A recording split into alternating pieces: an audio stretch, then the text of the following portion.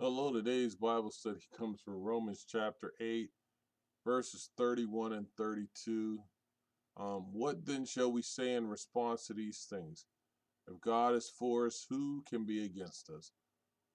He who did not spare his own son, but gave him up for us all, how will he not also, along with him, graciously give us all things? Now, those are verses you can just sit there and marinate on and think about. But God has just been given to us. And it says, if God is for us, who can be against us? This verse could be in every book, and it would show God's love for us in every statement of who God's being is, because God has been protecting us. And you may think that God is against you because things aren't going your way or that the world is coming at you, but He is not. And He's telling you how much God has given up to save man. And what is He saving them from? From His wrath. And He said, I'm going to save you from sin and that condemnation you were going through, because that was death. And I'm going to send my son who's going to sacrifice himself, and I'm going to pay for your sins. And I created all of this for you in the first place. And if you would have been obedient in the beginning, you'd still be in that place. But even through your transgressions and iniquity and your weakness, I'm waiting on you because I want to be your God. And I'm graciously waiting to bless you abundantly. You disbelievers, you idol makers, you listeners to false prophets, all the things that we are. And He still wants to be our God. All of the unfaithfulness we have given,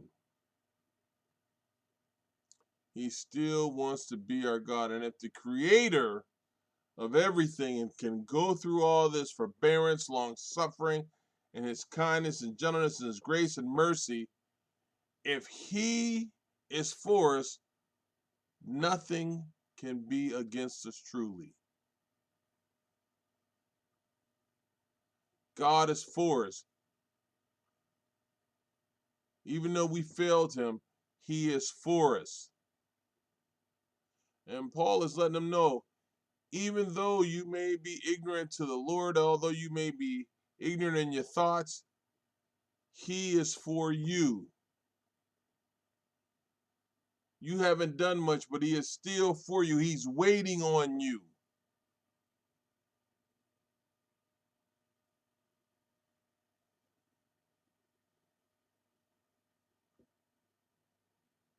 Who can be against you? But you have to be in God's plans. You have to be obedient to God. You have to submit yourself.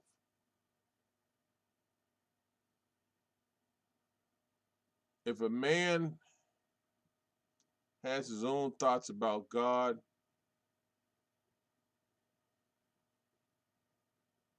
he has to realize that God is only, and I repeat, He's only for us if we are going through Jesus Christ. We have to be reconciled to Christ. It can't be your little, well, lukewarm stuff. It got to be His way. Who can be against us? Yeah, we going to suffer and we going to face some suffering. So if God is for them, for us, what does it matter about this suffering? What does it matter about these names? What does it matter about any of this? Because even by myself, if I got the Lord, nobody wins against me.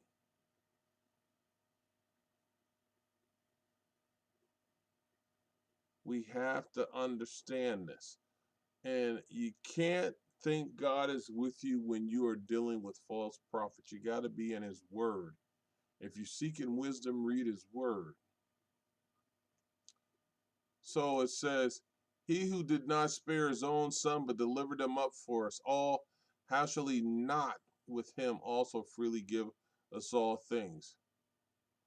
If he already gave us all this, and the ultimate gift is Jesus Christ, hands down every day, the biggest gift that we ever received from the Lord was Jesus Christ.